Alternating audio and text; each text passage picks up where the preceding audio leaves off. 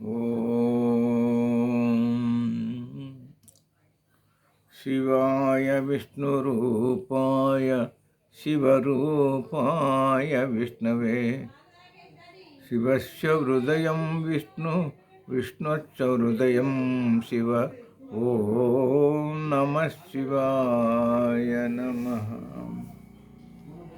అఖిలాండ కోటి బ్రహ్మాండ నాయకుడు శ్రీకృష్ణ పరమాత్మ దివ్య శరణపాదపాదాలను నమస్కరిస్తూ మీ అందరి హృదయంలో దేదీప్యమానంగా ప్రకాశిస్తున్న చైతన్య స్వరూప పరమాత్మకు నమస్కరిస్తూ పవిత్రాత్మ స్వరూపులైన ప్రియాత్మ బంధువులారా, ఈరోజు 3వ అధ్యాయం కర్మయోగం.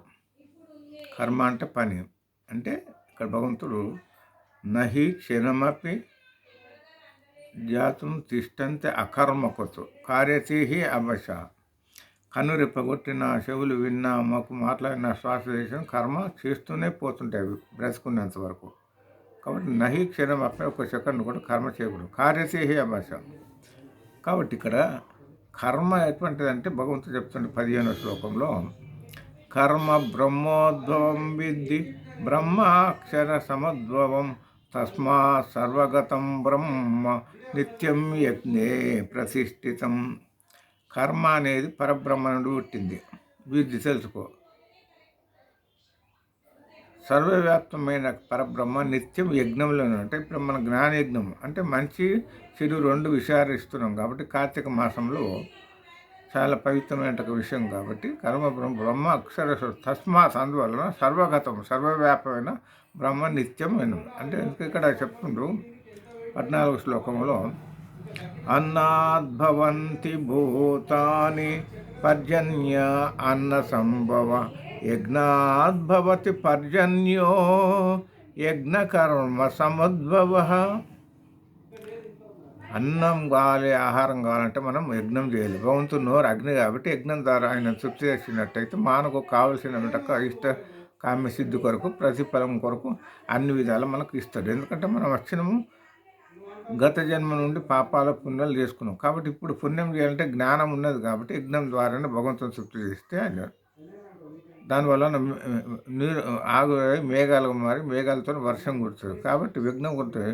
మనం ఇయ్యకపోతే ఏమిటంటే మనము పాపంని భుజించినట్టుగా ఉంటుంది. ఎందుకంటే భగవంతుడు ఇచ్చిన పదార్థం భగవంతుడికి ఇవ్వాలి. మనం టిఫిన్ కానీ ఆహారం కానీ తినకపోతే నీరసం వస్తుంది. అంటే ఏదైతే బండికి పెట్రోల్ ఎట్లయితే పోస్తామో ఈ మన దేహానికి టిఫిన్లో ఆహారాలు పంచభూతాలతో సరైన వస్తు సముదాయం చెత్తకుండలో దేహం మన దిబ్బలు పడేసినప్పుడు మనకు ఈ అంటుంటుంది. అందుకే ఇక్కడ మనకు భగవంతుడు ఏంటంటే శరీరాల కంటే ఇంద్రియాలు గొప్పది, ఇంద్రియాల కంటే మనసు గొప్పది, మనసు కంటే బుద్ధి గొప్పది, బుద్ధి కంటే ఉత్కృష్టమైంది ఆత్మ. కాబట్టి మనకు ఆత్మ గొప్పది కాబట్టి ఈ యొక్క శరీరం, ఇంద్రియాలు, మనసు అనేది కూడా జడమైన పదార్థాలు వాడుకొని వసేది. కాబట్టి ఇక్కడ శాశ్వతమైనది ఆత్మ. కాబట్టి ఇంద్రియాలు పనిచేయాలన్నా, చెవులు వినాలన్నా కావాలంటే మనకు లోపల ఆత్మ ఉండాలి. విశ్వాస నిశ్వాస ప్రాణాయంలో కంటికి కనబడదు. ఇప్పుడు గాలి ఉంటుంది, ఫ్యాన్ అయినాక గాలి వస్తుంది మన ఎండాకాలం వస్తే, కానీ గాలి కనబడదు. అట్లనే నీరు ఉండేది, బిందెల్లో గిలాసుల్లో పోస్తే కనబడుతుంది. కాబట్టి అవి కనబడే మనకు ఆవిరైపోతుంది. కాబట్టి అంత ఇది కూడా ఆవిరైపోతుంది. కాబట్టి ఆత్మ సాక్ష్యం అవుతుంటుంది. ఒకటే జీవాత్మ, పరమాత్మ ఒకటే.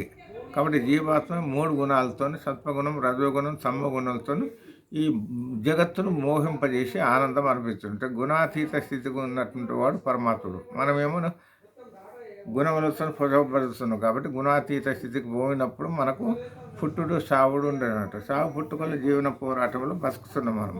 కాబట్టి ఈ యొక్క రహస్యం గురించి ఎప్పుడైతే మనం తెలుసుకుంటామో మళ్ళీ తెలుసుకోదగ్గర విషయం ఇంకొకటి ఉంటుంది. ఇది మన కర్మయోగంలో అన్విధం. కాబట్టి రాగద్వేషాలు ఉంటుంది.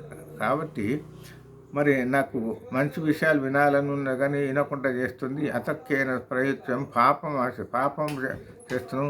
ఎవరది అంటే కామయేష క్రోధయేష రజోగుణ కామము ఏష, ఇది క్రోధం రజోగుణం వలన. అంటే రజోగుణం ఉంటుంది. అది రాగద్వేషాలు ఉంటాయి కాబట్టి ఆ రాగద్వేషాలు, రాగం అంటే ఇష్టపడడం, ద్వేషం అంటే ఒకళ్ళపైన ఇష్టం, ఒకపైన ఇష్టం లేకపోవటం, మనకు మంచిగా చూసినట్టు ఇష్టం, మనం చూడనట్టు. అంటే వాళ్ళలో ఉన్నటువంటి ఆత్మ మనలో ఉన్న జీవాత్మ ఒకటే. కానీ రాగద్వేషాలతో మనకు అసూయ డంబదర్పాలు వస్తుంటాయి. కాబట్టి నిష్కపట బుద్ధి వచ్చి నిస్వార్థ సేవతో ఎవరైతే చేస్తారో వాళ్ళే యోగులుగా పరిగణింపబడతారని చెప్పి భగవంతుడు మనకు చెప్తుండే 3వ అధ్యాయంలో. కాబట్టి మీరంటువంటి విన్నటువంటి వ్యక్తులు ఆ భగవంతుడు భక్తి జ్ఞాన వైరాగ్యాలు ప్రసాదించి ఇహంలో సుఖం పరముల మోక్షం పొందుదురుగాక. హరి ఓం తత్సత్ పరబ్రహ్మార్పితమస్తు.